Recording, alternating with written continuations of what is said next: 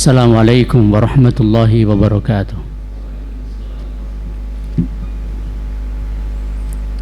Innal hamdalillah nahmaduhu wa nasta'inuhu wa nastaghfiruh wa natubu ilayhi wa na'udzu billahi min shururi anfusina wa min sayyiati a'malina.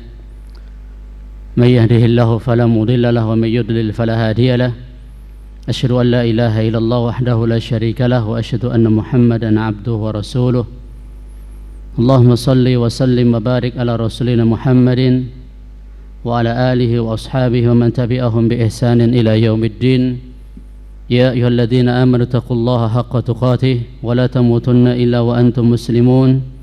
Ya ayyuhan nasu taqu rabbakum alladzi khalaqakum min nafsin wahidah wa khalaqa minha zawjaha wa batha minhuma rijalan katsiran wa nisaa'a wattaqullaha alladzi tasaaluna bihi wal arham إن الله كان عليكم رقيبا يا أيها الذين آمنوا اتقوا الله وقولوا قولا سديدا يصلح لكم أعمالكم ويغفر لكم ذنوبكم ومن يطع الله ورسوله فقد فاز فوزا عظيما أما بعد فإن أصدق الحديث كتاب الله وخير الهدي هدي محمد صلى الله عليه وسلم وشر الأمور محدثاتها فإن كل محدثة بدعة وكل بدعة ضلالة وكل ضلالة في النار.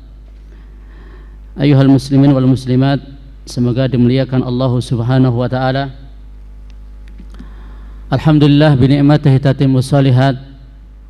Kita bisa bertemu dalam keadaan baik, sehat, dalam keadaan mendapatkan nikmat, taufik dan inayah dari Allah Subhanahu wa taala. Tidak ada kenikmatan yang paling besar yang Allah berikan kepada kita selain nikmatul iman, nikmatul Islam. Sebab nikmat harta, nikmat sehat, nikmat pangkat, jabatan, kecantikan, rupa yang menawan dan lain sebagainya, semua Allah kasih, baik yang taat ataupun maksiat, yang mukmin maupun yang kafir. Namun untuk nikmat iman, nikmat Islam, hanya Allah Subhanahu wa taala pilih di antara hamba-hambanya. Apakah semua hamba Allah kasih? Tidak.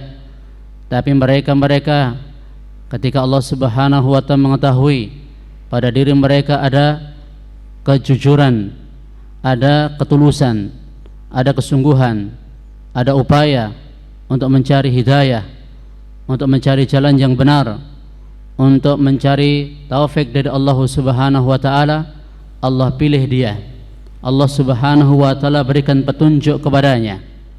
Namun ketika seseorang tidak menginginkan hidayah, tidak jujur dalam mencari petunjuk Allah Subhanahu wa taala meskipun dekat dengan Rasul sekalipun, bahkan termasuk keluarga Rasul sekalipun, maka dia tidak akan mendapatkan hidayah tersebut.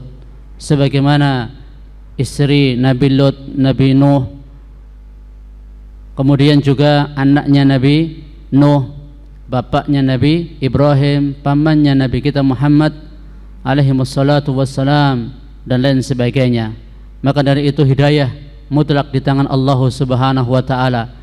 Allah akan memberikan hidayah taufik itu kepada mereka yang benar-benar ikhlas, tulus dalam mencari kebenaran. Bilal ibn Abi Rabbah, Salman Al-Farisi sebagai contoh dalam pencarian hidayah. Tadinya dia seorang Nasara, kemudian dia berusaha untuk mencari jalan yang benar. Ia tidak temukan jalan yang benar tersebut pada agama yang ia peluk. Maka melalui jalan yang panjang, berliku dan penuh dengan penderitaan, akhirnya Allah Subhanahu wa taala sandarkan beliau di sisi Nabi sallallahu alaihi wasallam. Mohon maaf, saya kurang suka kipas angin. Malah kedinginan nanti saya.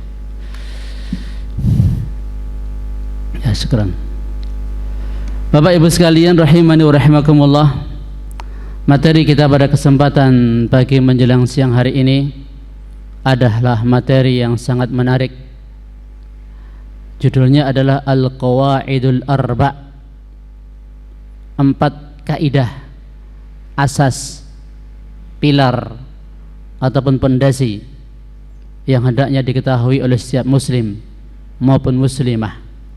Terlebih di zaman kita sekarang ini, di mana kita banyak menyaksikan Islam itu kadang hanya sekedar nama, Al-Quran itu hanya sebagai pajangan, tidak dibaca apalagi dipahami. Istilah-istilah syar'i yang mana oleh umat-umat terdahulu membuat mereka semangat, giat untuk memperjuangkan agama Allah Subhanahu wa taala, seakan langka untuk kita dengarkan pada majelis-majelis ilmu dan juga tempat-tempat pendidikan agama Islam. Oleh karena itu penting bagi kita semua untuk mendasari akidah kita dengan akidah yang benar, karena akidah yang benar kita semuanya sepakat sumbernya hanyalah dari Rasulullah SAW. Islam yang benar itu adalah Islamnya Rasulullah SAW. Maka seakan kita ditarik di zaman Nabi SAW, dan kita seakan melihat secara langsung pemetaan umat di zaman Nabi SAW, di mana di zaman beliau SAW manusia terbelah menjadi dua kubu pengikut Nabi SAW, yakni para sahabat Muhajirin dan Ansar, dan kubu orang-orang yang menentang Nabi dan para sahabat, baik mereka kaum musyrikin, baik mereka ahlul kitab, baik mereka orang-orang munafik.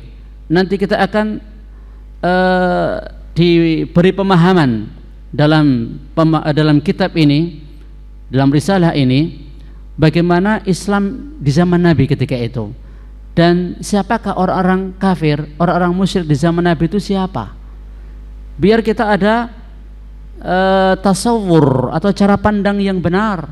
Sebab kalau kita memandang Islam itu seperti zaman sekarang, ya sangat susah untuk kita mengetahui Islam sekarang yang benar yang mana, karena masing-masing mengklaim bahwa merekalah yang benar, bahwa merekalah yang sesuai dengan petunjuk Rasulullah SAW.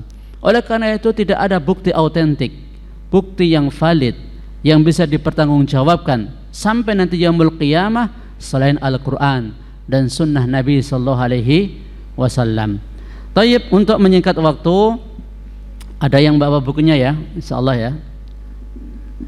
Al-Qawaidul Arba, ditulis oleh Syekh Muhammad At-Tamimi hafizahullah rahimahullahu taala.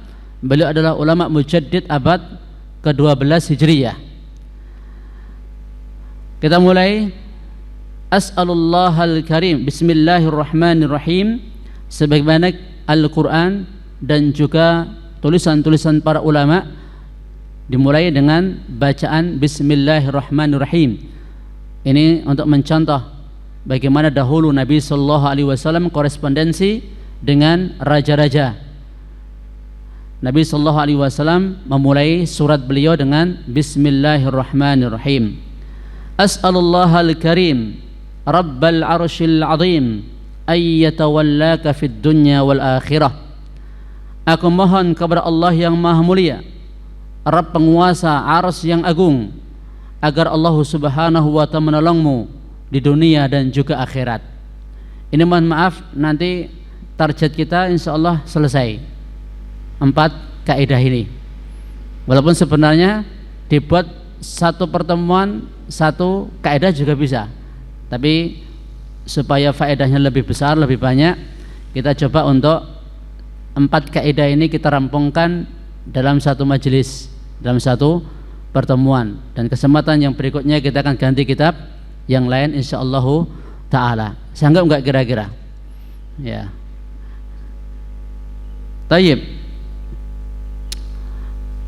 Pengarang atau penulis pertama kali memohon, meminta kepada Allah Subhanahu wa ta'ala, Rabb arsy yang agung, agar menolongmu di dunia dan akhirat. Ini akhlak seorang da'i, akhlak seorang muallim atau pengajar, mendoakan kebaikan untuk murid-muridnya atau orang-orang yang akan mengambil manfaat darinya. Didoakan agar mendapatkan pertolongan di dunia dan juga di akhirat. wa ayyaj'alaka mubarakan aynama kunta. Kemudian yang kedua, ini ada 3 doa yang disampaikan oleh penulis. Doa yang pertama, agar kita mendapatkan pertolongan Allah Subhanahu wa taala di dunia dan juga di akhirat. Kemudian doa beliau yang kedua, wa ayyaj'alaka mubarakan aynama kunta, agar menjadikan engkau diberkahi di mana saja engkau berada. Maksud diberkahi di sini adalah mendapatkan kebaikan yang terus-menerus dan berlangsung sampai yaumul qiyamah. Jadi penulis mendoakan agar kita menjadi orang yang diberkahi, karena kata barokah itu al khairul katsir ad-daim. Kata Syekh Muhammad bin Shalih Al-Utsaimin, al barokah al khairul katsir ad-daim, yaitu kebaikan yang banyak dan terus menerus. Kemudian doa beliau yang ketiga adalah wa ayyaj'alaka mimman idza u'tiya syakara, dan agar Allah menjadikan engkau termasuk orang yang apabila diberi syukur, wa idza ubtuliya sabara, dan bila diuji sabar, wa idza aznaba istighfara, dan apabila berdosa memohon ampunan. Fa inna haula'i tsalath unwanus sa'adah, sebab ketiga hal ini merupakan alamat tanda kebahagiaan seorang hamba. Tayyib ikhwani fillah wa qad fid din rahimanallahu wa iyyakum wa azinallahu wa iyyakum. Selanjutnya setelah penulis memohonkan kepada Allah Subhanahu wa taala agar kita mendapatkan pertolongan Allah fid dunya wal akhirah, agar kita diberkahi dimanapun kita berada, agar kita menjadi orang yang bersyukur ketika mendapatkan nikmat, yang bersabar ketika mendapatkan ujian, dan yang beristighfar ketika berbuat dosa. Ini doa yang agung dari penulis untuk kita semuanya. I'lam arsyadakallahu li ta'atihi, ketahuilah semoga Allah Subhanahu wa ta'ala membimbingmu untuk menaatinya. Annal hanifiyata millata Ibrahim, bahwa al-hanifiyah itu kalau makna secara umum adalah Islam, bahwasanya Islam itu makna secara umum, ya. Al-hanifiyah itulah millahnya Ibrahim, merupakan agamanya Nabi Ibrahim alaihi salatu wasalam. Makna secara syar'i disampaikan oleh Syekh dalam kitabnya ini, an ta'budallaha mukhlishan lahuddin, bahwa hendaknya engkau beribadah kepada Allah ikhlas, memurnikan agama hanya untuknya. Kama qala ta'ala, sebagaimana firman Allah Subhanahu wa ta'ala, wa ma khalaqatul jinna wal insa illa liya'budun, tidaklah aku ciptakan jin dan manusia melainkan agar mereka beribadah kepadaku, ai liyuwahhidun, agar mereka mentauhidkan aku. Kenapa seringkali kita mendengar kata al-hanifiyah? Ada paling tidak 2 alasan kenapa disebutkan kata al-hanifiyah di sini. Yang pertama, karena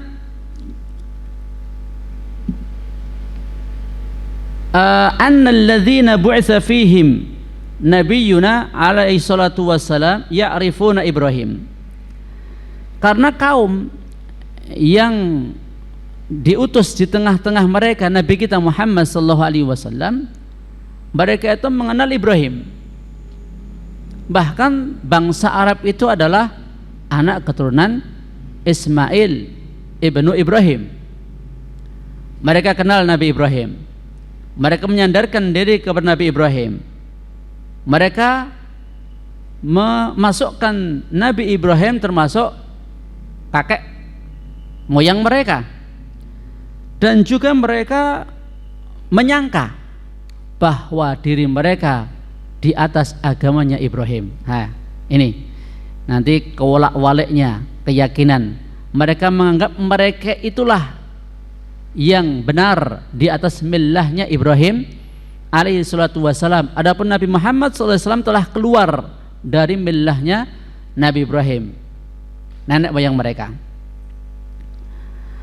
Maka tentunya kalau mereka sudah kenal Nabi Ibrahim, menyandarkan diri kepada Nabi Ibrahim, menyembah dan mengakui bahwa mereka di atas millahnya Nabi Ibrahim, sudah sepantasnya mereka itu harus mengetahui dan harus mengikuti agamanya Nabi Ibrahim alaihissalatu wassalam, yakni Al-Hanifiyah. Al-Hanifiyah ini ya, karena Al-Hanifiyah ini merupakan agamanya para nabi dan rasul seluruhnya. Alasan yang kedua disebutkan Al-Hanifiyah untuk Ibrahim alaihissalatu wassalam karena Allah subhanahu wa ta'ala menjadikan Nabi Ibrahim itu imam bagi orang-orang yang datang setelahnya dari kalangan para nabi. Kalau kita tengok silsilah Nabi Ibrahim alaihissalatu wassalam ke bawah, Nabi Ibrahim punya anak dari Siti Hajar namanya Ismail. Kemudian anak turunnya adalah bangsa Arab, di antaranya adalah Nabi Muhammad SAW. Di mana bangsa Arab ini ketika Nabi diutus oleh Allah Subhanahu wa ta'ala, mereka musyrik dan dihukumi musyrik kafir oleh Allah Subhanahu wa ta'ala. Kemudian dari silsilahnya Ishak ya, anak beliau yang kedua dari Siti Sarah ini namanya Ishak. Ishak melahirkan Yakub. Yakub ini adalah Israel. Nama lainnya adalah Israel. Punya anak kurang lebih 12. Mereka punya kabilah-kabilah sehingga disebut Bani Israel. Mereka ini adalah ahlul kitab, Yahudi dan Nasara.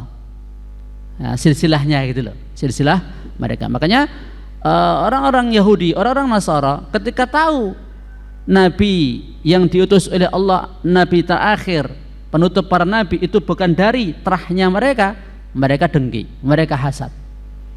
Jadi kalau kita urutkan nanti mengerucutnya kepada Nabi Ibrahim alaihissalatu wassalam, orang-orang musyrikin bangsa Arab mereka mengklaim di atas millahnya Ibrahim. Orang-orang Yahudi, orang-orang Nasara mereka juga mengklaim di atas millahnya Ibrahim alaihissalatu wassalam.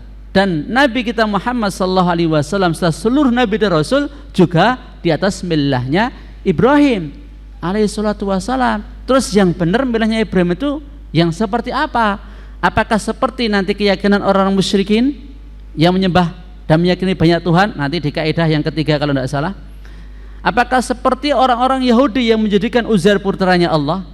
Atau seperti orang Nasrani yang mengatakan bahwa Isa putranya Allah Subhanahu wa ta'ala? Atau sebagian keyakinan Nabi Muhammad dan juga para nabi rasul yang sebelum beliau, sembahlah Allah wa'budullaha mukhlishal lahuddin, sembahlah Allah Subhanahu wa ta'ala secara seraya mengikhlaskan ibadah hanya kepada Allah Jalla wa'ala. Mana yang benar kira-kira? Ya otomatis ya Rasul. Masa orang musyrik yang benar? Masa orang Yahudi yang benar? Masa orang Nasrani yang benar? Yang benar ya Nabi Muhammad sallallahu alaihi wasallam. Nah, ini ditegaskan bahwa Nabi Ibrahim alaihi salatu wasallam millahnya ya Al-Hanifiyah ini. Tayyib. Fa idza arafta anna Allah khalaqaka li ibadati. Apabila engkau telah mengetahui. Ini mohon maaf kecepatan enggak ini saya ngomong? Hah? Kecepatan? Pas. Yang kecepatan jenengan mungkin enggak bawa kitab ya mungkin. Kalau ngandalake nyatet ngono ya kecepatan. Ya toh? Ya wis, terserah, monggo. Apabila engkau telah mengetahui bahwasanya Allah Subhanahu wa ta'ala menciptakan engkau untuk ibadah kepadanya, fa'lam annal ibadah la tusamma ibadah illa ma'at tauhid. Ya, setelah engkau tahu tujuannya Allah ciptakan jin dan manusia hanya untuk ibadah, tidak ada yang lain, hanya untuk ibadah. Ya, tulis dalam tinta emas, karena dalilnya juga seperti itu.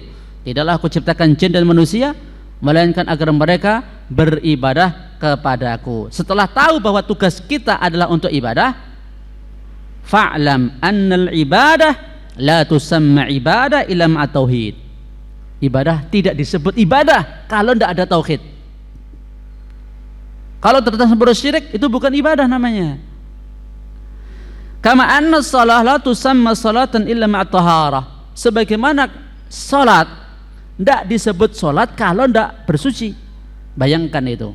Berarti kalau orang itu ibadah kepada Allah, baik dia salat, baik dia sedekah, baik dia berjihad, ya, baik dia amar ma'ruf nahi mungkar, baik dia berbakti kepada orang tua, baik dia menyambung silaturahim, kalau tercampur syirik, syirik besar maupun syirik kecil, ya dia disebut sebagai ibadah itu. Dan disebut sebagai ibadah. Misal orang berjihad tapi supaya dikatakan pahlawan, nah, itu bukan ibadah. Ya, orang yang mengajarkan ilmu supaya dikatakan alim, ya itu bukan ibadah. Orang yang baca Al-Quran supaya dikatakan qari, itu juga bukan ibadah, walaupun suaranya juara 1 internasional, tidak pandang bulu. Ya. Atau walaupun dia ketika berjihad itu paling banyak membunuh musuh misalnya, paling terdepan di front yang paling depan misalnya, termasuk orang yang ngajarkan itu walaupun dia paling alim sedunia seandainya. Atau kalau dia seorang yang berinfak, bersedekah, paling banyak infaknya, tapi kalau kecampuran syirik, itu bukan ibadah. Bukan ibadah. Salat juga seperti itu. Orang salat kalau tidak tauhid atau tercampur syirik, itu bukan ibadah namanya. Paham? Terus fa idza dakhala syirik fil ibadah fasadat. Kalau syirik itu masuk dalam ibadah, rusak. Ya, rusak ibadah tersebut.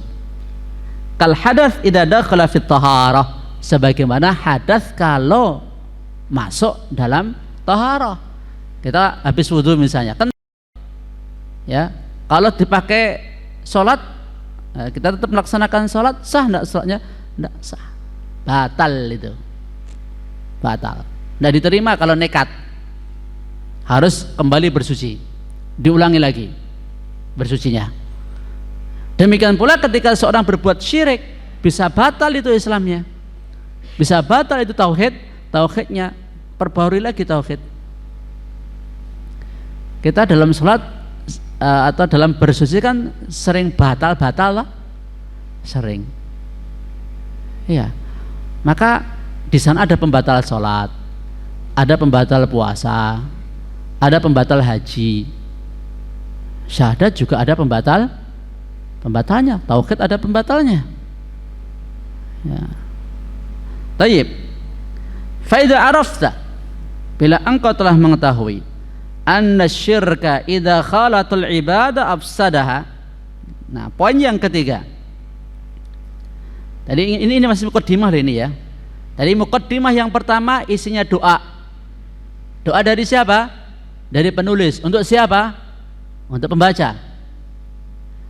Didoakan apa? Satu, ditolong oleh Allah dunia dan akhirat. Ditolong dalam urusan dunia, ditolong dalam urusan akhirat, dalam masalah agama, dalam masalah ibadah, dalam semua hal. Masya Allah, perhatian beliau kepada kita semua. Didoakan agar barokah, manfaat untuk diri kita, manfaat untuk orang lain dimanapun kita berada. Yang ketiga tadi doanya, bila bersyukur ketika diberi, bersabar ketika diuji, dan beristighfar ketika berdosa. Terus yang kedua, beliau menjelaskan tentang millahnya Ibrahim, yakni al-hanifiyah. Terus yang ketiga, bahwa Tujuan Allah Subhanahu wa ta'ala menciptakan kita adalah untuk ibadah, dan ibadah tidak benar tanpa tauhid, dan tauhid tidak akan benar kalau tidak bersih dari syirik. Tidak bersih dari syirik. Sebagaimana taharah ataupun sholat tidak akan sah tanpa bersuci atau kecampuran hadas. Fa idza arafta anna syirik idza khalatal ibadah afsadaha, bila engkau telah mengetahui bahwasanya syirik apabila mencampuri ibadah pasti akan merusaknya, wa ahbatal amal, dan menghapuskan amalan, wa sara sahibuhu minal khalidina finnar, dan pelakunya termasuk orang-orang yang akan kekal di dalam neraka. Mungkin pada pertemuan yang dulu saya sudah sampaikan ya, kelompok-kelompok orang-orang di akhirat itu nanti ada 18 tingkatan. Ada 18 tingkatan yang akan kekal selama-lamanya, nggak akan keluar dari neraka. Itu apa? Orang kafir, orang musyrik, orang munafik. Orang kafir, orang musyrik, orang munafik. Adapun pelaku dosa besar dari kalangan ahli tauhid, masih ada kemungkinan untuk keluar dari neraka, dan akhir kesudahannya adalah masuk surga. Nah, ini untuk syirik ini, kalau seandainya seorang mati di atas kesyirikan, kekal di dalam neraka. Iya dan billah. Arafta anna ahamma alaika huwa ma'rifatu dzalik. Setelah Anda tahu persoalan seperti ini, maka Anda akan mengetahui pula bahwa perkara terpenting yang wajib untuk Anda pelajari adalah mengenal perkara itu. Dakwah itu kan berlevel-level, dan pilihan dakwah itu banyak sekali. Ada menyampaikan masalah fadha'il a'mal, fadilah-fadilah amalan, ada masalah zikir, ada masalah sholat, ada masalah muamalah, ada masalah materi dakwah, itu banyak sekali.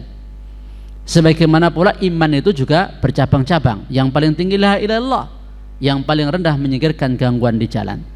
Ketika Anda misalnya sebagai seorang dai atau sebagai seorang yang menerima dakwah, mana yang kalau kita sama-sama buat kesepakatan, mana yang kita pilih untuk pertama disampaikan? Tentunya apa? Tentunya dari seorang dai, karena dia punya rasa kasih sayang dengan mad'u, dengan objek dakwah. Sebab apa? Ini yang paling pokok ini. Kalau ini udah dapat, yang lain nanti ngikut. Tapi kalau ini tidak dapat, yang lain tuh muspro. Kasihan toh, ya.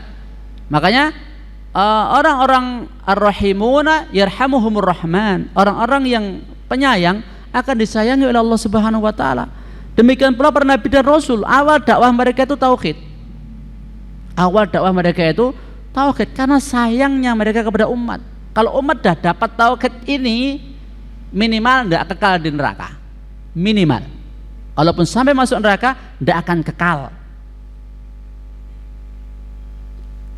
Demikian pula orang yang menerima dakwah akan merasa senang kalau mendapatkan sesuatu yang paling fundamental, paling pokok, paling utama, paling besar, yakni tauhid. Sebab kalau dia belajar atau mengamalkan selain tauhid, walaupun misalnya sholatnya benar, puasa benar, zakat benar, haji benar, ya, dan amal-amal yang lain semuanya benar, banyak dia kerjakan, tapi kalau tauhidnya ini tidak benar, hilang semua kok itu kok.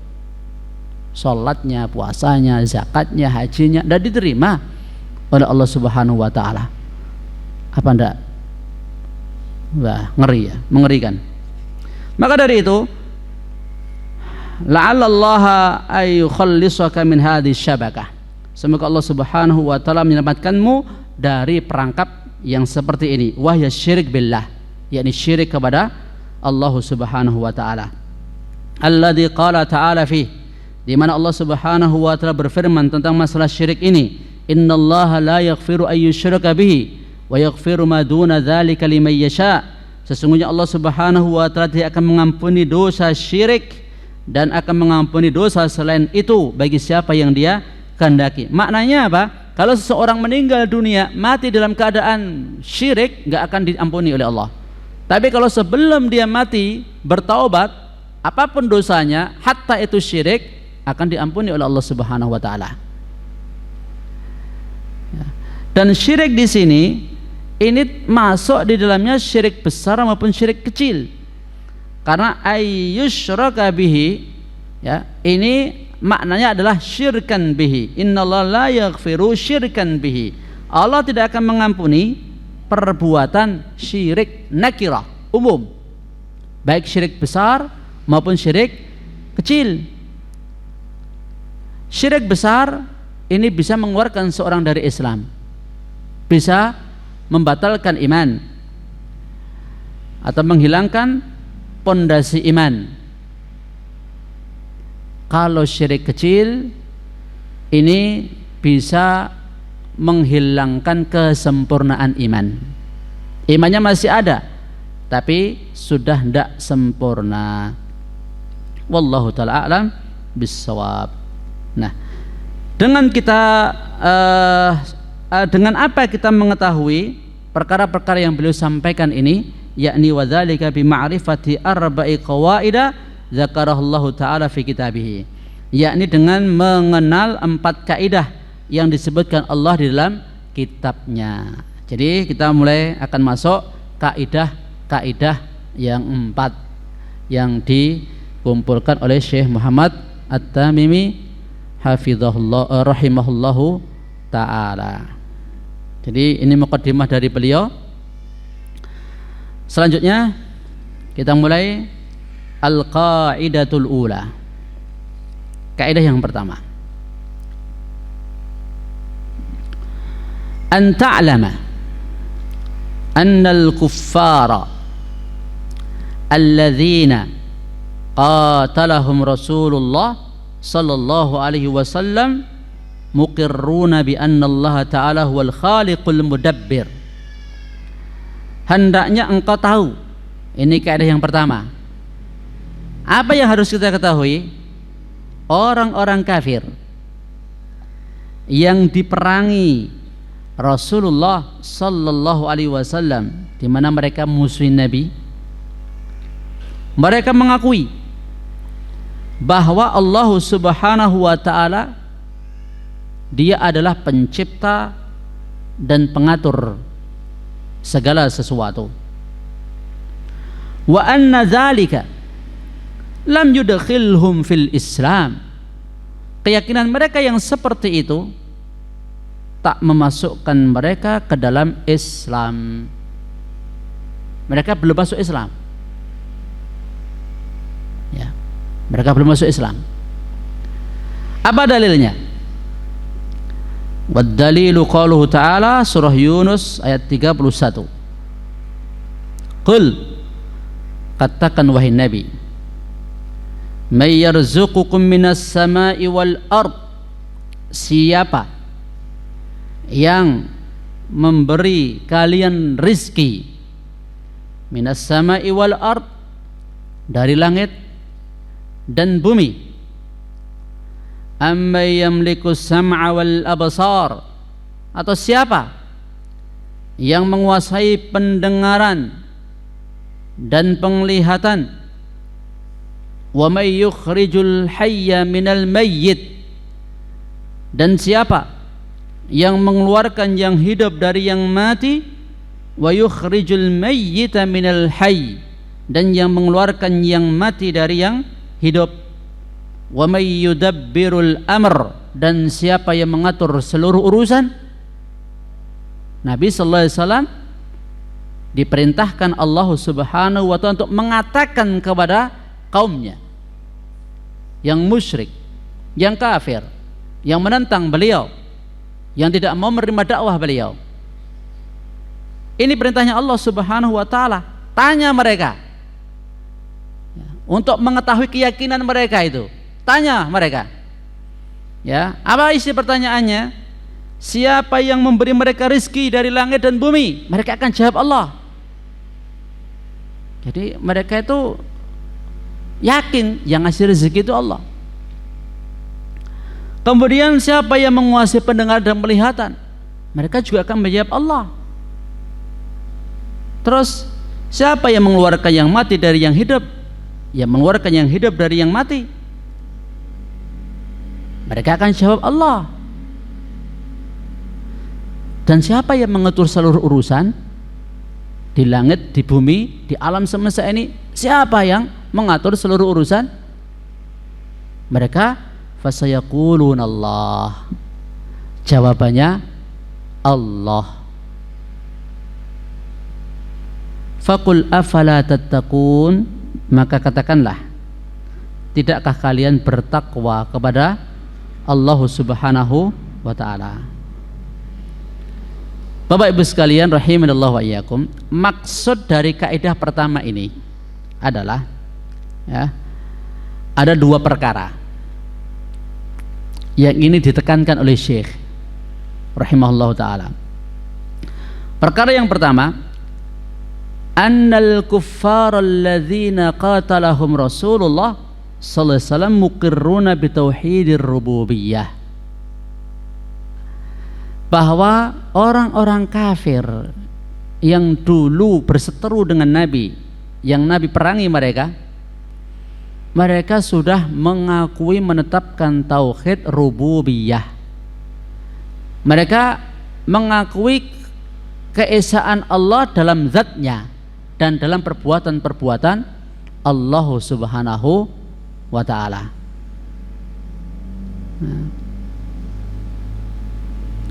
Kemudian maksud yang kedua, anna iqrarahum bi tauhidir rububiyyah faqat lam yudkhilhum fil Islam. Pengakuan mereka tentang tauhid rububiyah ini saja belumlah memasukkan mereka ke dalam Islam. Belum terjaga darah mereka, karena Nabi sallallahu alaihi wasallam masih menetapkan untuk mereka sifat kufur dan Nabi perangi mereka. Kalau seandainya mereka dengan pengakuan mereka seperti ini sudah disebut sebagai muslim dan sudah masuk dalam gerbong Islam sebagaimana sahabat-sahabat yang lain, lah tidak perlu mereka didakwai lagi, dalam arti tidak perlu mereka diminta untuk masuk Islam dan tidak perlu diperangi oleh Nabi sallallahu alaihi wasallam. Tapi realitanya, nyatanya ini yang terjadi. Mungkin banyak di antara kaum muslimin yang tidak paham masalah ini ya, karena banyaknya pemahaman-pemahaman yang menyimpang dalam masalah iman. Ada sebagian yang memahami iman itu cuma pengakuan di hati tok, ya, seperti Jahmiyah. Mereka mengakui iman itu yang penting percaya sama Allah Subhanahu wa ta'ala, sudah disebut mukmin. Kalau cuma sekedar percaya sama Allah itu disebut mukmin, iblis itu orang mukmin, Fir'aun itu orang mukmin. Sebab iblis juga percaya Allah. Iblis juga beriman tentang adanya Allah, beriman tentang Allah yang paling kuasa, bisa mengatur segala sesuatu. Iblis paham juga itu. Fir'aun juga seperti itu. Walaupun dia lesannya mengatakan ana rabbukumul a'la, aku Rabbmu yang paling tinggi, tapi Allah singkap isi hatinya, wajahadu biha wastayqanatha anfusum dzulma wa ulwa. Fir'aun dan bala tentaranya, pengikut-pengikutnya itu mengingkari ayat-ayat Allah, padahal hatinya mengakui, karena zalim dan sombong. Batil loh, batil. Ya, jadi kalau hanya mengakui tentang perbuatan-perbuatannya Allah, Allah yang begini, Allah yang begitu, Allah yang mengatur, Allah yang mencipta, ngasih rezeki, menghidupkan, mematikan, ya, itu iblis pun juga paham seperti itu, ngerti yang kayak begitu. Tapi apakah kemudian ia disebut orang mukmin? Bukan, ya, bukan. Ada pula pemahaman kelompok menyimpang bahwa iman itu cukup di lisan tok, tidak perlu diyakini dalam hati. Walaupun hati mendustakan, yang penting lisan sudah menyatakan beriman, menyatakan masuk Islam, ya dia disebut mukmin meskipun hatinya mendustakan.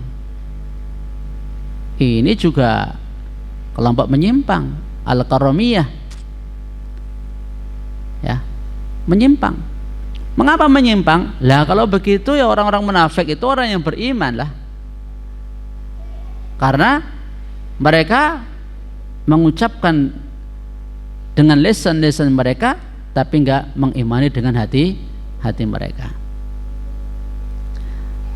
Maka yang benar, iman itu diyakini dalam hati, diucapkan dengan lisan, dipraktekkan lewat anggota badan. Ya, kalau memang hatinya itu sudah mengakui Allah yang nyipta, Allah yang ngasih rezeki, Allah yang menghidupkan, Allah yang mengatur alam, yang mematikan, yang menghidupkan, kenapa ketika minta enggak minta sama Allah? Ketika berdoa enggak berdoa sama Allah? Wong Allah yang ngatur segala sesuatunya kok. Ya, Allah yang ngasih segala sesuatunya kok minta kepada selain Allah itu loh.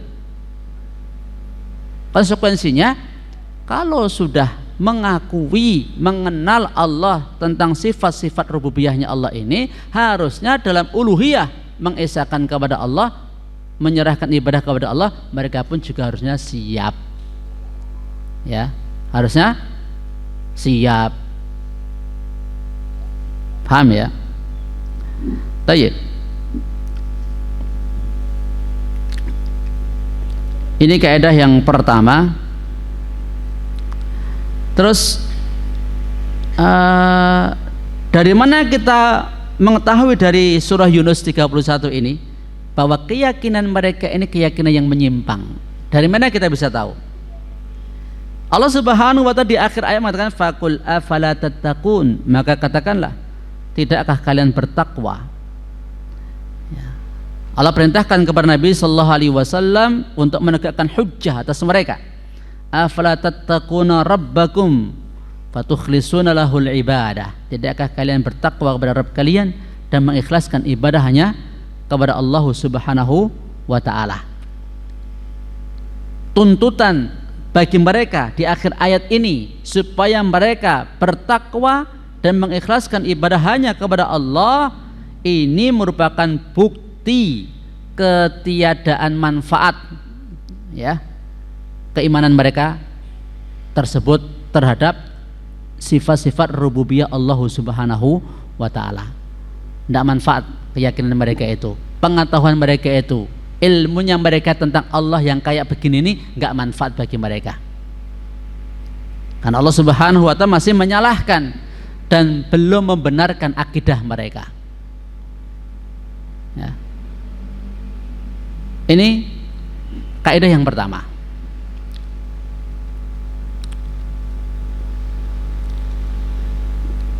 Kaidah yang kedua, annahum yaqulun, mereka mengatakan ma da'awnahum wa tawajjahna ilaihim illa li talabil qurbah wasyafa'ah. Kami tidaklah berdoa kepada mereka, menghadap kepada mereka, ya, ini sembahan-sembahan orang musyrik, orang-orang kafir. Kami enggak minta sama mereka, kami juga enggak menghadap pada mereka itu kecuali untuk minta kedekatan dan syafaat. Dua hal keinginan mereka itu dalam menyekutukan Allah Subhanahu wa ta'ala. Ingin tambah dekat kepada Allah, ingin syafaat. Fadalilul qurbah, dalil bahwa mereka ingin kedekatan dengan Allah Subhanahu wa ta'ala disebutkan dalam surah Az-Zumar ayat 3. Walladzina ittakhadhu min dunihi awliya, dan orang-orang yang menjadikan selain Allah sebagai penolong-penolong, ma na'buduhum illa liyuqarribuna ilallahi zulfa, kami tidak menyembah mereka, enggak mengibadahi mereka, melainkan agar mereka mendekat mendekatkan kami kepada Allah sedekat-dekatnya. Innallaha yahkumu bainahum fima hum fihi yakhtalifun. Sesungguhnya Allah Subhanahu wa taala akan memberikan putusan di antara mereka terhadap apa yang mereka perselisihkan. Innallaha la yahdi man huwa kadzibun kafar.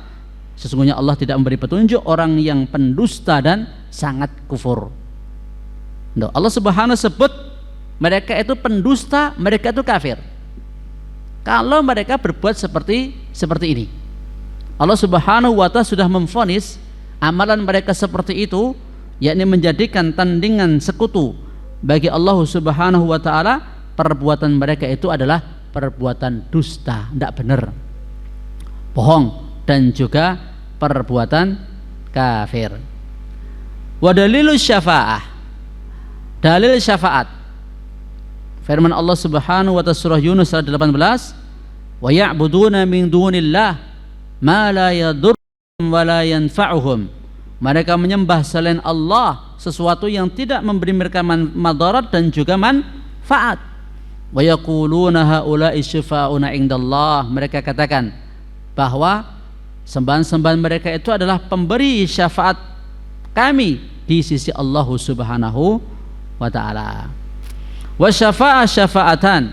Syafaat ada dua, syafa'atun manfiyatun wa syafa'atun musbatatun. Syafaat yang ditiadakan, dinafikan, dan syafaat yang ditetapkan. Fasyafa'atul manfiyatu ma kanat tutlabu min ghairillah fima la yaqdiru alaihi illallah. Adapun syafaat yang ternafikan atau yang ditiadakan adalah yang diminta dari selain Allah dalam perkara yang hanya Allah Subhanahu wa ta'ala saja mampu melakukannya. Wa dalilu qaulu ta'ala, dalilnya firman Allah surah Al-Baqarah 254, ya ayyuhalladzina amanu, wahai orang-orang yang beriman, anfiqu mimma razaqnakum, infakkan dari sebagian rezeki kalian, min qabli ayyatiya yaumul la bai'un fihi wala khullatu wala syafa'ah, sebelum datang suatu hari yang tidak bermanfaat pada hari tersebut, perjual beli, pertemanan, dan juga syafaat. Wal kafiruna humudz zalimun, dan orang-orang kafir mereka adalah orang-orang yang zalim. Wasyafa'atul mutsbatah, adapun syafaat yang ditetapkan, hiyallati tutlabu minallah, yakni syafaat yang diminta dari Allah. Wasyafi' mukrimun bisyafa'ah, pemberi syafaat dimuliakan dengan syafaat. Wal masyfu'u lahu man radiyallahu qawlahu wa amalahu ba'dal idzn, adapun orang yang diberi syafaat adalah orang yang diridhai perkataan dan perbuatannya setelah mendapatkan izin dari Allah Subhanahu wa ta'ala. Sebagaimana firman Allah, man dzalladzi yashfa'u indahu illa bi'idznih, siapakah yang bisa memberikan syafaat di sisi Allah Subhanahu wa ta'ala melainkan dengan izinnya Allah.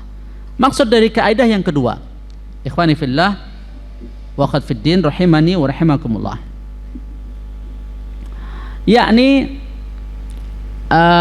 annal hamil lil musyrikina ala da'wati ghairillahi wa tawajjuh ilaihi syai'an.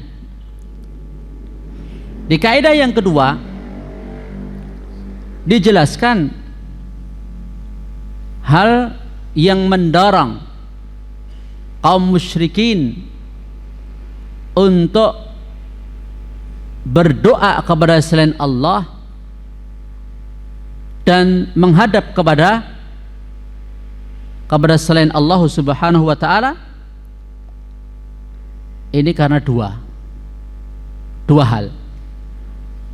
Pertama, talabul qurbah, meminta kedekatan, memohon kedekatan dengan Allah. Yang kedua, talabus syafa'ah, karena meminta syafaat.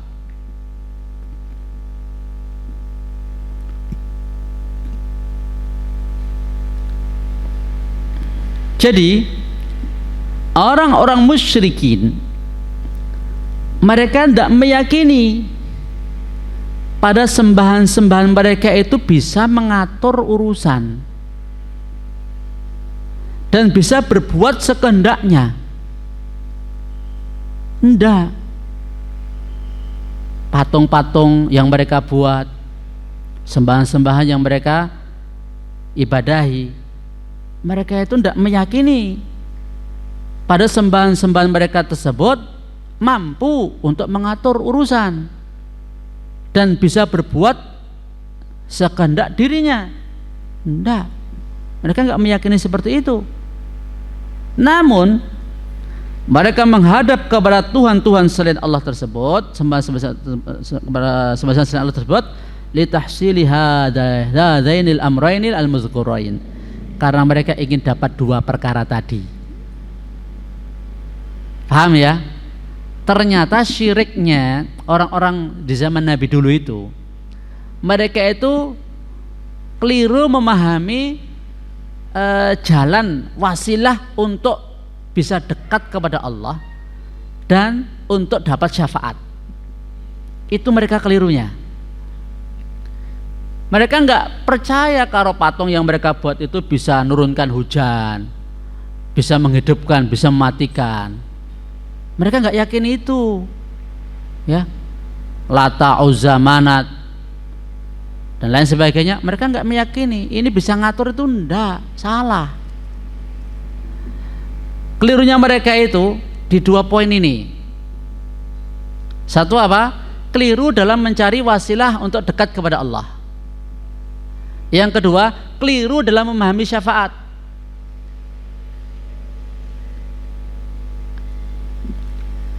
Nanti kalau kita udah paham yang kedua ini, yang ketiga lebih ngeri lagi nanti. Ya. Yang kedua harus paham dulu ini kekeliruan mereka. Terus apa bedanya meminta kedekatan kepada Allah dan meminta syafaat? Bedanya apa? Mereka mengharapkan kedekatan itu ihrazar rif'ah wal kamalat, untuk mendapatkan kedudukan dan kesempurnaan di sisi Allah, biar dekat sama Allah. Kalau misalnya seorang anak buah atau PNS atau pegawai itu kalau pengen dekat dengan presiden atau pemimpin tertinggi, itu kan nyari-nyari gimana supaya bisa dekat dengan pimpinan tertinggi kan, ya. Apa tujuannya kedekatan di sini? Supaya dia levelnya bisa naik atau dia kedudukannya semakin sempurna gitu loh. Kalau tadinya baru misalnya pangkatnya pel itu biar bisa bintang 1, ya. Atau baru RT biar bisa jadi menteri atau lebih dekat lagi gitu. Minta kedekatan, meminta kedekatan ini mengharapkan kedekatan dengan Allah di sini untuk meninggikan dan mendapatkan kesempurnaan. Adapun mereka mengharapkan syafaat itu untuk menolak kekurangan-kekurangan dan aib-aib mereka. Kami banyak dosa, kami banyak salah, ya, kami banyak kekurangan. Makanya dengan adanya sembahan-sembahan selain Allah itu, berhala-berhala mereka tersebut ingin supaya mereka nanti ngasih syafaat di sisi Allah Subhanahu wa Ta'ala untuk mereka gitu. Mulai dong sekarang ya. Oh, ternyata enggak yang selama ini dipahami oleh umumnya kaum muslimin. Nah, dikira patung-patung tersebut disujudi, dikasih sesajen, dirawat sedemikian rupa, itu dikira berhala-berhala itu yang bisa mengatur alam, yang bisa menghidupkan, mematikan, ngasih rezeki. Bukan. Mereka nggak yakini kayak begitu. Ya mereka, ya ini tadi dua poin penting tadi yang disebutkan Allah. Allah yang menyingkap, Allah yang menjelaskan letak syiriknya mereka, letak kafirnya mereka di situ. Ya. Maka jangan kita bantah, jangan kita tolak. Allah sendiri yang jelaskan kok. Antum mau nolak Allah, mau bantah Allah Subhanahu wa Ta'ala, itu bisa kafir, membenarkan mazhabnya orang kafir gitu loh. Bisa kafir kalau membenarkan keyakinannya mereka. Wong Islamis yang penting diyakini dengan ateis cukup gitu loh. Salah ini. Ya, pokoknya nggak harus bersyahadat mengakui kebenaran Islam, ya wis, ora perlu beramal ya ndak apa-apa. Ya, kayak Abu Thalib juga mengakui Islam itu agama yang benar, tapi kalau nggak diyakini dalam hati, nggak ngamalkan dalam anggota badan, ya bukan orang beriman Abu Thalib itu. Bahkan kalau nggak dapat syafaatnya Nabi, ya dasar neraka Abu Thalib itu. Padahal kita semua tidak ada yang amalnya sebesar Abu Thalib dalam membela Islam, dalam membela Nabi Sallallahu Alaihi Wasallam. Siapa yang bisa menandingi amalnya Abu Thalib? Tapi walaupun segitu banyaknya amalnya Abu Thalib, bayangkan, ya, saya yakin di antara orang Islam yang ada sekarang ini tidak sebesar jasanya Abu Thalib loh. Ya, Allah yang tahu, Allah yang Maha mengetahui, sebatas yang kita bisa pahami. Tapi itu nggak manfaat sama sekali, nggak berguna sama sekali kalau cuman pengakuan, ya, dalam lisan, nggak diyakini dalam hati, nggak dipraktekkan dalam anggota badan.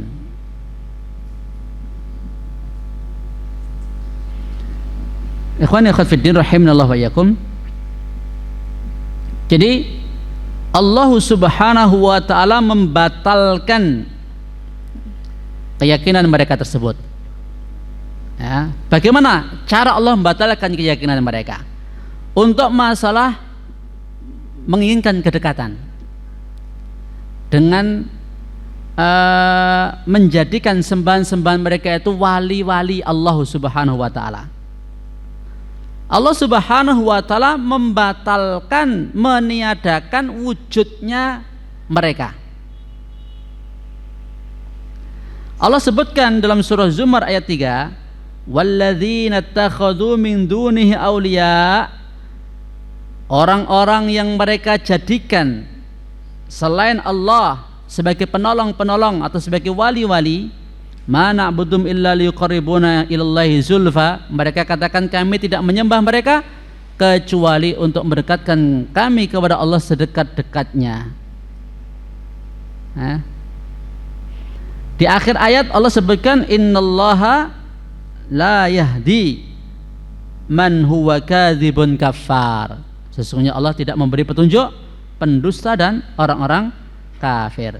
Allah Subhanahu wa taala menisbatkan dusta kepada mereka tentang dakwaan mereka tersebut, bahwa Allah punya wali-wali, bahwa Allah punya wali-wali. Maksudnya wali yang dipahami oleh mereka itu bahwa nanti bisa menolong mereka, itu ditiadakan oleh Allah Subhanahu wa taala. In tad'uuhum la yasma'u du'aahum, kalau mereka minta doa kepada orang-orang yang telah mati tersebut, yang mereka sangka bisa mendekatkan diri mereka kepada Allah, in tad'uuhum, jikalau mereka doa minta kepada orang-orang tersebut, la yasma'u du'aahum, tidaklah akan mendengar permintaan mereka. Walau sami'u mastajabu lahum, kalaupun mereka mendengar, tidaklah akan menjawab, tidak akan mendengar doa mereka. Walau sami'u mastajabu lahum, kalau seandainya mereka mendengar, nggak akan mampu mengabulkan doa mereka. Wa yaumal qiyamati yakfuruna bisyirkikum, dan di hari kiamat nanti mereka akan mengingkari kesyirikan kalian. Termasuk nanti orang-orang yang mengaku Nabi Isa alaihissalam sebagai penolong mereka, yang akan membebaskan mereka dari api neraka, ya, dan lain sebagainya, ditanya nanti oleh Allah Subhanahu wa taala, dan Nabi Isa akan mengingkari syiriknya mereka tersebut. Ya. Jadi Allah Subhanahu wa taala meniadakan wali yang diyakini oleh orang-orang musyrikin, ya, di mana annalillahi mu'inan yatasarrafu ma'ahu fima yanfa'uhu, mereka meyakini Allah itu punya penolong, bahwa Allah punya annalillahi mu'inan yatasarrafu ma'ahu fima yanfa'uhu, ya, Allah Subhanahu wa taala punya penolong yang bersamanya bisa mengatur apa yang kiranya memberikan manfaat untuknya. Ya. Jadi wali yang ditiadakan itu wali yang bisa memberikan pertolongan. Adapun wali yang ditolong itu yang ditetapkan oleh syariat. Maksudnya wali-wali Allah itu Allah yang nolong mereka. Para nabi, siddiqin, syuhada, kan wali-wali Allah. Inna awliya Allah la khaufun alaihim wa lahum yahzanun. Sesungguhnya wali-wali Allah tidak ada rasa takut, tidak ada rasa khawatir pada mereka. Itu wali-wali yang maknanya mereka itu ditolong oleh Allah, diayomi oleh Allah, dijaga oleh Allah. Lah wali-wali yang diyakini oleh orang-orang musyrik ini bukan yang kayak begini, tapi wali-wali yang nanti ya menolong mereka bersama Allah Subhanahu wa Ta'ala. Jadi kalau Allah misalnya tidak ridha, Allah misalnya tidak mengizinkan, nanti wali ini akan membantu mereka, ya, membantu mereka untuk bisa dekat kepada Allah Subhanahu wa Ta'ala. Wallahu ta'ala a'lam. Itu yang saya pahami. Jadi ini bantahan untuk keyakinan mereka yang pertama. Mereka mencari kedekatan dengan Allah Subhanahu wa Ta'ala. Yang kedua, mereka mencari syafaat.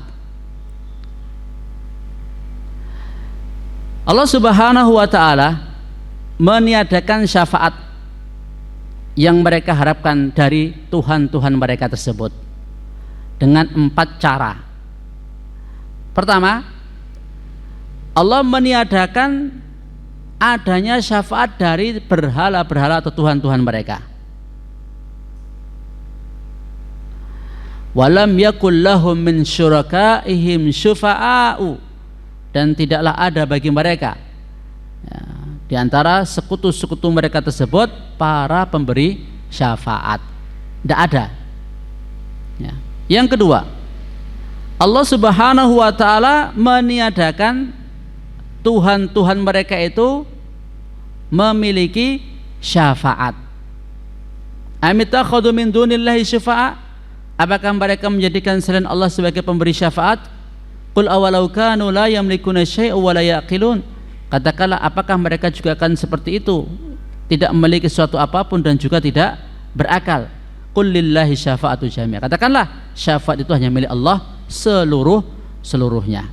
Mereka enggak punya syafaat. Kemudian yang ketiga, Allah menjelaskan syafaat para pemberi syafaat itu enggak akan terjadi kecuali setelah izin dari Allah dan setelah mendapatkan ridha dari Allah Subhanahu wa Ta'ala. Jadi syarat syafaat itu apa? Harus satu, dapat izin dari Allah. Yang kedua, pemberi syafaat harus diizinkan oleh Allah. Yang ketiga, yang akan diberi syafaat juga diridhoi oleh Allah Subhanahu wa Ta'ala. Padahal Allah enggak ridha dengan syirik, Allah enggak ridha dengan musyrik, kufur dan sebagainya. Tidak mungkin mereka akan mendapatkan syafaat Allah Subhanahu wa Ta'ala. Dan yang keempat, orang-orang kafir enggak akan mendapatkan syafaat. Fama tanfa'uhum syafa'atus syafi'in. Ya, walaupun orang-orang kafir dikasih syafaat, tidak akan bisa ya mereka mendapatkan syafaat tersebut dan tidak akan bermanfaat. Ikhwani fillah wa fiddin rahimani wa rahimakumullah wa azanillahu wa iyyakum. Jadi kaidah yang kedua ini menerangkan kepada kita semua intinya bahwa faktor yang membawa orang-orang musyrikin berdoa kepada selain Allah Subhanahu wa Ta'ala dan menghadap kepadanya itu karena kekeliruan dalam keyakinan dan pemahaman mereka ya, yang selama ini mereka yakini turun-temurun dari nenek moyang mereka, ini ternyata adalah batil dan keliru. Ini tidak jauh beda dengan awal mula kesyirikan di zaman Nabi Nuh alaihi salatu wassalam, ya toh, dimana ketika orang-orang saleh zamannya Nuh alaihi salam itu wafat, syaitan membisikkan untuk dibuat patung-patung mereka untuk mengingat jasa kesolehan, ibadah, supaya terinspirasi ketika melihat patung-patung tersebut. Terus kemudian berlalunya waktu, ilmu ditinggalkan, kebodohan merajalela, ganti generasi, setan datang membisiki kepada mereka untuk menjadikan mereka tandingan-tandingan selain Allah Subhanahu wa taala. Ya. Memberikan syafaat untuk mereka di sisi Allah atau untuk mendekatkan diri mereka kepada Allah sedekat-dekatnya. Ini fitnah pertama, syirik di muka bumi enggak akan jauh beda dengan syirik zaman sekarang. Ya. Enggak akan jauh beda. Karena memang syirik itu muaranya satu. Apa itu?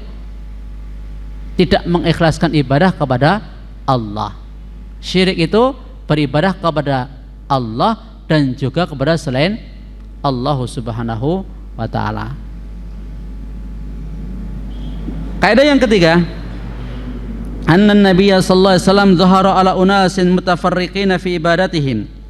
Bahwa Nabi sallallahu alaihi wasallam berhadapan dengan manusia yang beragam dalam ibadahnya mereka. Minhum may ya'budul malaikah, di antara mereka ada yang menyembah malaikat. Wa minhum may ya'budul anbiya was sholihin, di antara mereka ada yang menyembah para nabi dan orang-orang saleh.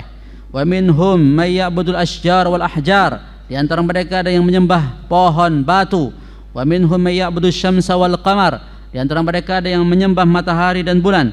Wa qatalahum Rasulullah sallallahu alaihi wasallam wa lam yufarriq bainahum, namun Rasulullah tetap memerangi mereka dan tidak membeda-bedakan di antara mereka. Wad dalilu qaulu ta'ala, dalilnya firman Allah Ta'ala surah Al-Anfal 39, wa qatiluhum, dan perangilah mereka hatta la takuna fitnatun wa yakuna ad-dinu kulluhu lillah, hingga tidak ada lagi fitnah, dan fitnah yang paling besar itu syirik, ya, dan agama itu hanya milik Allah seluruhnya. Wa dalilus syams wal qamar, dalil adanya penyembahan kepada matahari dan qamar. Wa min ayatihil lailu wan naharu wasyamsu wal qamar, di antara tanda kuasaan Allah adalah matahari, adalah malam, siang, matahari dan rembulan. La tasjudu lisyams wala lil qamar, jangan kalian sujud pada matahari, jangan pula kepada bulan. Surah Fussilat ayat 37. Dalil adanya peribadahan kepada para malaikat, firman Allah surah Ali Imran ayat 80, wala ya'murakum an tattakhidul malaikata wan nabiyyina arbaba, dan dia tidaklah memerintahkan kalian untuk hendaknya kalian jadikan para malaikat dan para nabi sebagai rab-rab atau tuhan-tuhan. Wa dalilul anbiya, adanya penyembahan kepada para nabi, disebutkan Allah surah Al-Maidah 116. Wa idz qala Allah ya Isa, ingatlah ketika Allah berfirman, ya Isa ibn Maryam, wahai Isa putra Maryam, anta qulta lin-nasi ittakhiduni wa ummi ilahin min dunillah, apakah engkau mengatakan kepada manusia, jadikanlah aku dan ibuku dua tuhan selain Allah? Qala subhanak, Isa menjawab, maha suci engkau, ma yakunu li an aqula ma laysa li bihaqq, tidaklah pantas untukku mengatakan apa yang aku tidak punya hak padanya. In kuntu qultuhu faqad alimta, jika aku mengatakannya engkau pasti sudah mengetahuinya. Ta'lamu ma fi nafsi wal a'lamu ma fi nafsik, engkau mengetahui yang ada pada diriku sedangkan aku tidak mengetahui apa yang ada pada dirimu. Innaka anta 'allamul ghuyub, sesungguhnya engkau maha mengetahui hal-hal yang gaib.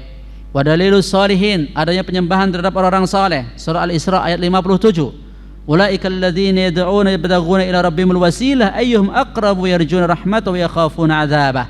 Mereka orang-orang yang mereka seru, ya, selain Allah tersebut, mereka mengharapkan kepada Rabb mereka. Jadi orang-orang yang mereka jadikan wasilah, yang mereka seru tersebut selain Allah, mereka sendiri mengharapkan yabtaghuna ila rabbihimul wasilah, mengharapkan wasilah kepada Allah Subhanahu wa taala. Ya, siapa di antara mereka yang paling dekat kepada Allah? Mereka juga berharap rahmatnya dan takut akan azabnya. Wa dalilul asyjari wal ahjar, adanya penyembahan kepada pohon-pohon dan batu-batu, disebutkan dalam surah An-Najm ayat 19 sampai 20. Afara'aytumul Lata wal Uzza wa Manat ats-tsalitsatal ukhra, bagaimana pendapatmu penyembahan terhadap Lata, Uzza, Manat yang ketiga? Ya, alakumuz dzakaru wa lahul untha, tilka idzan qismatun disa, apakah bagimu laki-laki sedangkan bagi Allah wanita? Ini nama-nama wanita.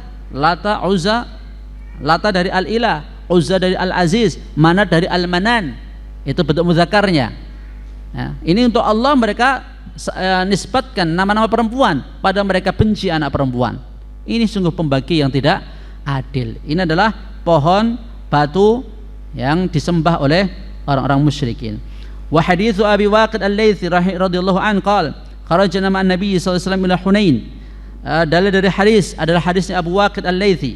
yang mengatakan kami keluar bersama Nabi SAW pada waktu perang Hunain, menuju Hunain. Wa nahnu hudatsa'u ahdin bikufrin. Ketika itu kami baru saja keluar dari kekufuran. Walil musyrikina sidratun yaqufuna indaha. Dan orang-orang musyrikin mereka memiliki pohon bidara yang mereka i'tikaf di sisinya.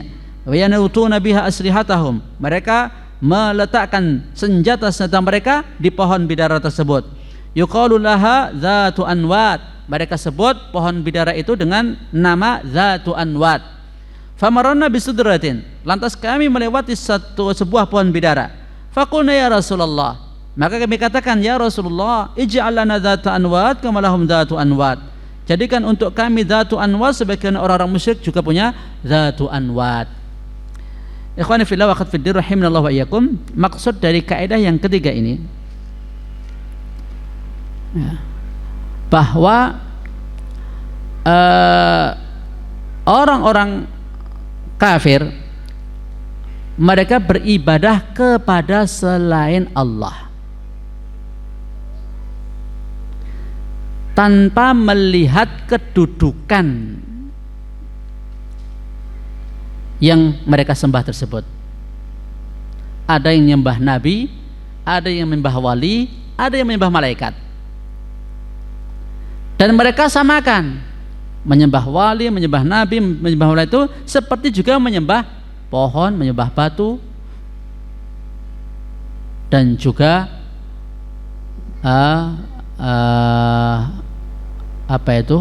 benda-benda di langit.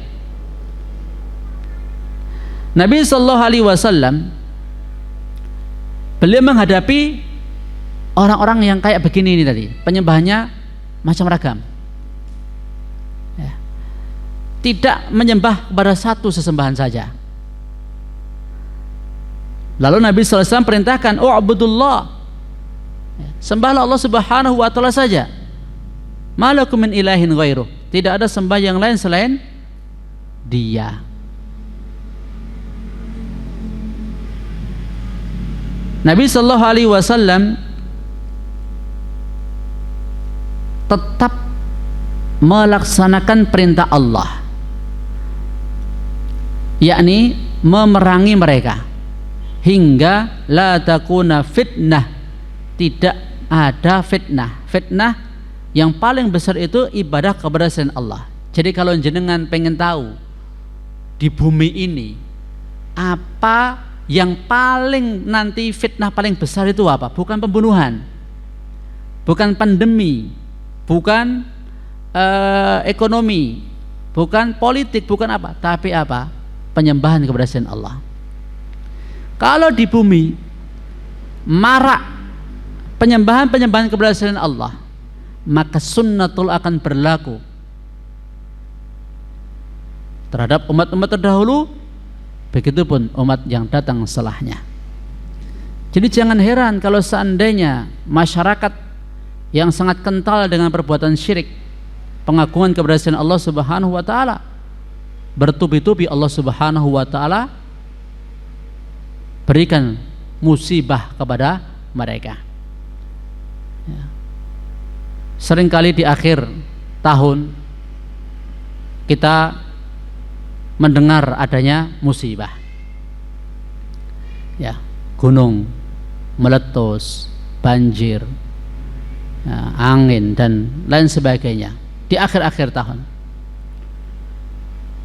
Kalau kita korelasikan dengan firman Allah Subhanahu wa taala, takadu samawatu yatafattarna bihi wa tanshaqqul ardu wa takhirrul jibalu hadda an da'u lirrahmani walada.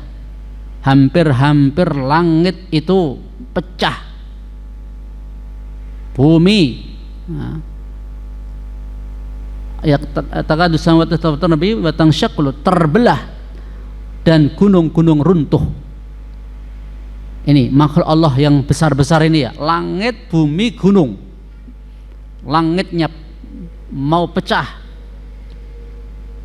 buminya mau terbelah, gunung-gunungnya mau hancur ketika mengetahui, mendengar mereka mengklaim Allah itu punya anak. an da'u lirrahmani walada, bahwa Allah itu punya anak. Itu syirik. Lam yalid wa lam yulad, Allah tidak beranak, tidak pula diperanakkan. Kok masih saja manusia-manusia itu mengklaim Allah punya anak? Qad ji'ta syai'an idda, sungguh kamu telah mendatangkan sesuatu yang sangat mungkar, sangat batil. Makanya kalau keyakinan mereka seperti itu kok diucapkan selamat untuk mereka ini, ya keyakinan batil juga, gitu loh. Masih saja banyak di antara saudara-saudara kaum muslimin mengucapkan selamat Natal itu boleh atau enggak? Enggak boleh. Kita umat Islam kok punya prinsip kok, sama saja yang mengucapkan selamat atas kelahiran Tuhan.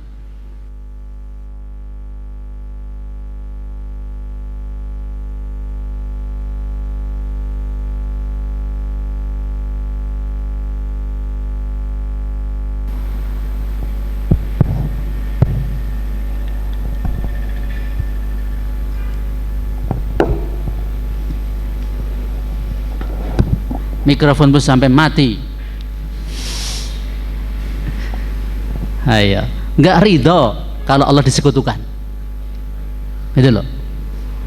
Ini masih ringan kalau mikrofon yang mati. Ya. Tayyib. Masih sedikit waktu. Jadi kita sudah mengetahui keadaan orang-orang musyrik, orang kafir di zaman Nabi.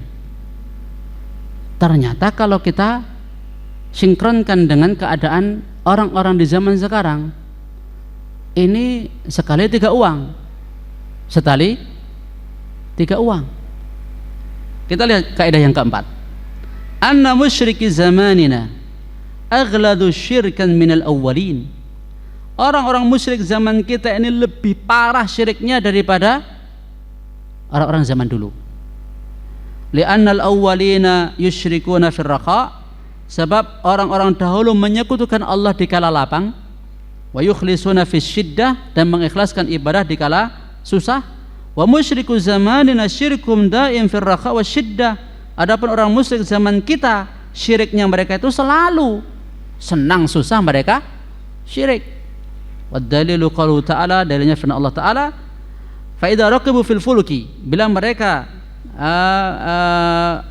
mereka berada di kapal, ya, berlayar di lautan dengan menggunakan kapal, da'awullah mukhlishina lahuddin, mereka mengikhlaskan ibadah hanya kepada Allah, mengikhlaskan agama hanya kepada Allah. Falamma najjahum ilal bar idahum yusyrikun, tatkala mereka diselamatkan ke daratan, kembali mereka berbuat syirik. Jadi ketika mereka terombang-ambing di lautan, mereka itu ingat Allah, yang mereka seru itu hanya Allah, Allah. Ya. Tapi kalau orang zaman sekarang, yang mereka seru itu apa? Dikala senang, kala susah. Ya. Ada video itu ketika di dalam pesawat, pesawatnya baru ada goncangan, ya, turbulence. Itu kalau orang yang bertauhid nyebutnya Allah, la ilallah. Tapi kalau orang syirik ya nyebutnya ya Husain, ya Husain. Ya. Ini kan sebutan syirik ini. Dalam kondisi susah aja nyebutnya selain Allah. Termasuk ketika ada musibah, ada bencana, mereka minta perlindungan kepada selain Allah, entah pakai gelang warna kuning atau di rumah dikasih pita warna kuning yang itu untuk tolak balak dan sebagainya. Ya dan billah. Ikhwani fillah wa qadfiddin rahimanallah wa iyyakum. Maksud dari kaidah yang keempat ini menjelaskan parahnya kesyirikan orang-orang di zaman penulis ini, abad 12, dan juga orang-orang setelah mereka, termasuk zaman kita. Syiriknya lebih parah daripada syirik di zaman Nabi. Ya. Apa manfaatnya kita mengakui seperti ini, kita meyakini seperti ini? Ya. Ini supaya jelas kalau orang-orang yang syirik, musyrik, kafir di zaman Nabi aja Allah perintahkan untuk diperangi. Lah bagaimana dengan di zaman kita yang syiriknya lebih parah daripada syiriknya di zaman Nabi SAW? Jawabannya apa? Ya tentu kita harus lebih sungguh-sungguh dalam memerangi kesyirikan. Karena dulu ketika masih ada Nabi masih hidup, beliau yang berdiri di garda terdepan melaksanakan perintah Allah Subhanahu wa taala. Setelah beliau wafat, siapa? Ya umatnya beliau. Kita ini sebagai pengikut Nabi sallallahu alaihi wasallam, kalau Islamnya kita Islamnya Nabi, seperti Islamnya Nabi, ya harus mencintai seperti yang dicintai Nabi, membenci apa yang dibenci Nabi, memerangi apa yang diperangi oleh Nabi sallallahu alaihi wasallam. Paling tidak ada 12 realitas yang menunjukkan syirik di zaman sekarang lebih parah daripada syirik di zaman Nabi SAW. Yang pertama, annal awwalina yusyrikuna fir rakha wa yukhlisuna fis syiddah. Orang-orang musyrik zaman dulu syiriknya dikala lapang, dikala sempit susah mereka mengikhlaskan ibadah kepada Allah Subhanahu wa taala. Ini dia ayatnya surah Al-Ankabut ayat 65. Ya, tatkala terombang-ambing di lautan, ini kan ini kondisi sempit, ini kondisi susah, mereka ingat sama Allah, mohon kepada Allah agar diselamatkan. Ketika selamat sampai di daratan, mereka kembali berbuat syirik. Ini Allah ceritakan kondisi seperti ini untuk mengingatkan kepada kita semua, dikala senang mereka syirik, dikala susah mereka ikhlas ibadah kepada Allah. Yang kedua, annal awwalina kanu yad'una ma'allahi khalqan muqarrabina minan nabiyyin. Orang-orang musyrik zaman dulu mereka berdoa bersama Allah, ya, itu makhluk yang dekat seperti para nabi, para malaikat, orang-orang saleh, atau paling tidak pohon atau batu yang tidak ada maksiat gitu loh. Tapi orang-orang belakangan meminta bersama Allah, berdoa bersama Allah, yaitu kepada orang-orang fasik, kepada para pendurjana. Jadi syiriknya orang dulu itu mereka milih-milih gitu loh, nabi, malaikat, wali, orang soleh, ya, pohon, batu yang tidak maksiat. Tapi orang sekarang ini, orang yang jelas dia itu ahli maksiat, orang yang jelas dia itu kufur kepada Allah, masih dimintai. Ya enggak? Masih dimintai. Ya, dukun jelas enggak sholat, gitu. Atau orang yang jelas kefasikannya ini masih dipercaya gitu loh.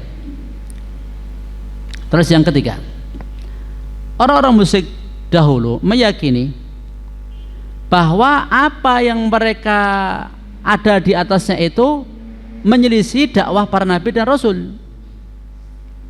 Jadi mereka sadar keyakinan mereka itu beda dengan keyakinan nabi rasul. Sadar mereka itu. Buktinya apa? Ketika Nabi mengajak mereka untuk ikhlas ibadah kepada Allah, mereka protes. Aja'alal aliha ilaha wahida. Apakah Muhammad tidak menjadikan sembahan cuma satu saja? Inna hadzal syai'un ujab. Sungguh ini sesuatu yang sangat mengherankan. Adapun orang yang datang belakangan, mereka mengklaim perbuatan mereka itu yang sesuai dengan dakwahnya para nabi dan rasul. Loh, lah nyengkleng tuh ini. Ya. Jadi mereka menganggap bahwa tawasulnya mereka kepada orang mati, bahwa perbuatan mereka minta syafaat kepada selain Allah, ya, dari orang-orang yang sudah wafat, ya, dan juga keyakinan mereka seperti ini, mereka anggap inilah yang benar. Dan yang mau, ya, berdakwah seperti dakwahnya Nabi, ini mereka anggap batil, mereka anggap salah. Lebih fair mana ini? Lebih fair orang musyrik. Orang musyrik genah cetok, mereka itu beda dengan Nabi. Mereka di satu posisi, Nabi di posisi yang lain. Tapi kalau ini malah kewalik-walik, mereka menganggap yang benar, ya, yang sesuai dengan dakwah Nabi itu yang salah. Ngeri toh? Ngeri ini. Istilahnya ya kuadrat-kuadrat ini. Yang keempat, orang-orang musyrik terdahulu tidak menyekutukan tidak menyekutukan Allah fi syai'in minal mulk wa tasarruf al-kulli al-am. Orang-orang musyrik dahulu tidak mempersekutukan Allah itu dalam kerajaan, dalam pengaturan secara totalitas, secara umum. Mereka masih yakin Allah yang ngasih rezeki, Allah yang hidupkan, mematikan, mengatur alam. Tapi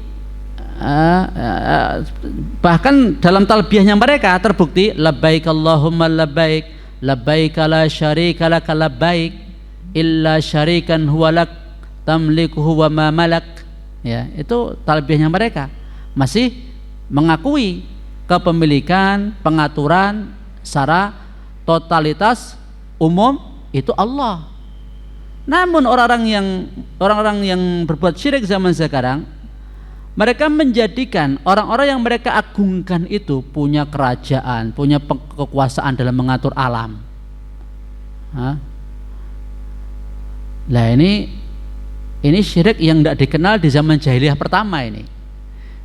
Ya, ini syirik yang nggak dikenal di zaman yang pertama, jahiliyah yang pertama. Mosok sampai membuat cerita-cerita aneh, dongeng-dongengan yang lucu-lucu, ya, yang seakan alam ini ada yang ngatur selain Allah Subhanahu wa taala. Dibuat cerita-cerita dusta. Syekh Abdul Qadir Jailani mengejar malaikat maut yang membawa roh orang-orang yang habis dicabut nyawanya pakai keranjang, kemudian ya direbut, kemudian rohnya pada keluar, pada melencar kembali ke masing-masing atau lain sebagainya. Terus yang kelima, orang-orang musyrik zaman dulu, ya, saya kasih waktu sampai 11:30. Ini masih sedikit lagi. Banyak orang-orang musyrik, banyak orang-orang musyrik di zaman sekarang, ya, di zaman-zaman akhir, mereka meniatkan beribadah kepada sembahan mereka selain Allah, ya, secara independen.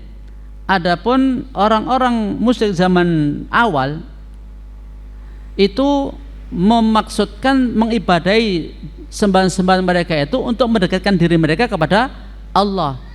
Mereka jadikan sebagai pemberi syafaat dan perantara antara mereka dengan Allah Subhanahu wa taala. Jadi kalau orang bentuk kesyirikan orang zaman dulu, mereka itu tidak menjadikan pribadi zat yang mereka sembah selain Allah itu, ya, punya kekuasaan penuh, ya, hanya mereka jadikan apa? Pemberi syafaat atau yang bisa mendekatkan diri mereka kepada Allah. Tapi orang musyrik zaman sekarang nyembahnya sama ini, gitu loh, mintanya sama ini, doanya sama ini, nah, bukan menjadikan mereka sebagai wasilah lagi, bukan menjadikan mereka sebagai pemberi syafaat lagi, tapi mereka lah yang yang dituju, gitu loh, untuk ibadah-ibadah mereka tersebut.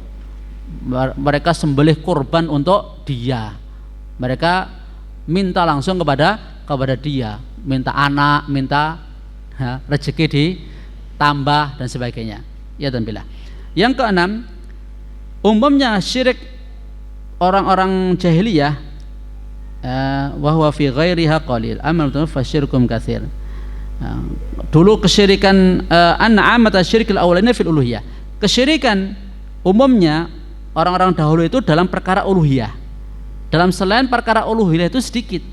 Tapi kalau kesyirikan orang zaman sekarang itu banyak. Uluhiyah mereka syirik, rububiyah mereka juga syirik, asma wa sifat mereka juga syirik. Jadi kalau dirinci panjang. Yang ketujuh, syirik orang-orang zaman sekarang, mereka mengklaim bahwa mereka bermaksud kepada orang-orang soleh, berdoa kepada mereka, menghadap kepada mereka, ya, memiliki pemahaman kalau tidak berbuat seperti itu berarti berbuat lancang kepada orang-orang soleh, ya. Jadi kalau orang-orang zaman sekarang ini, ya, mereka menghormati orang-orang soleh, memuliakan orang-orang soleh, berdoa kepada orang-orang soleh, menghadap pada mereka karena mereka punya hak di situ. Dan kalau tidak melakukan seperti itu berarti lancang sama orang soleh itu, tidak menghargai mereka, nggak menghormati mereka. Ini nggak dikenal ini di syiriknya zaman pertama. Terus yang kedelapan, orang-orang musyrik pertama mereka mengakui kesyirikan mereka, ya. Tapi orang sekarang mereka nggak mau kalau dikatakan syirik. Susah ya. Kalau orang-orang zaman dulu mereka tahu itu adalah syirik, mereka mengakui perbuatan mereka syirik. Tapi kalau orang zaman sekarang mereka menyangka itu bukan syirik, bahkan ibadah yang benar kepada Allah Subhanahu wa taala. Yang kesembilan, orang musyrik dahulu berharap kepada sembahan-sembahan mereka untuk menunaikan hajat kebutuhan duniawi saja, ya, seperti yang mengembalikan barang yang hilang dan seterusnya, ya. Adapun orang musyrik zaman sekarang mereka memaksudkan untuk memenuhi semua hajat kebutuhan dunia akhirat, gitu loh. Jadi urusan dunia, urusan akhirat mereka angkat di sini. Kalau orang musyrik zaman Nabi hanya urusan dunia tok, sebab mereka itu nggak percaya dengan hari berbangkit, nggak percaya dengan kiamat. Jadi hanya untuk urusan-urusan duniawi mereka berbuat syirik itu. Tapi kalau orang musyrik zaman sekarang urusan dunia, urusan akhirat pun juga minta kepada selain Allah Subhanahu wa taala. Yang ke-10,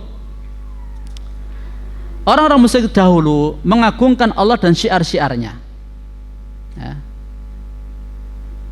Mereka adapun orang musyrik zaman sekarang, di antara mereka ada yang bersumpah dengan nama Allah secara jujur, ada yang dusta, ya, ada yang jujur, ada yang dusta. Nah, terus yang ke-11, orang-orang musyrik dahulu mereka tidaklah meminta dari Tuhan-Tuhan mereka sebagaimana yang mereka minta kepada Allah Subhanahu wa ta'ala. Jadi kapan mereka minta Allah? Jadi ketika kamu ada begini-begini, kamu minta kepada siapa? Kepada Allah. Kalau kamu dalam keadaan begini, kamu minta siapa? Sama Allah Subhanahu wa ta'ala. Tapi orang-orang syirik zaman sekarang mereka minta kepada sembahan-sembahan mereka ma la yatlubunahu minallah, apa yang mereka tidak minta kepada Allah Subhanahu wa ta'ala. Jadi mereka itu lebih minta sesuatu yang besar kepada sembahan-sembahan selain Allah daripada kepada Allah. Kepada Allah mereka nggak minta segede itu, seagung itu, tapi kepada sembahan-sembahan selain Allah mereka minta sampai yang besar-besar sekalipun, ya. Tadi perkara dunia, perkara akhirat, sampai mereka minta kepada selain Allah Subhanahu wa ta'ala. Terus yang terakhir, orang-orang musyrik zaman sekarang atau orang belakangan mengklaim bahwa Allah Subhanahu wa ta'ala itu ada dalam bentuk sembahan-sembahan mereka dari kalangan makhluk. Allah menyatu dengan makhluk misalnya, ya. Terus jadi Allah itu membo-membo makhluknya. Adapun orang-orang musyrik dahulu mereka meyakini Allah Subhanahu wa ta'ala menyatu dalam wujud selainnya dari kalangan makhluk, ya. Jadi kalau orang-orang musyrik dulu, ya, mereka meyakini Allah Subhanahu wa ta'ala itu dalam bentuk selain dia dari kalangan makhluk. Tapi kalau orang-orang musyrik zaman sekarang meyakini Allah Subhanahu wa ta'ala dalam wujud, dalam bentuk sembahan-sembahan mereka dari kalangan makhluk.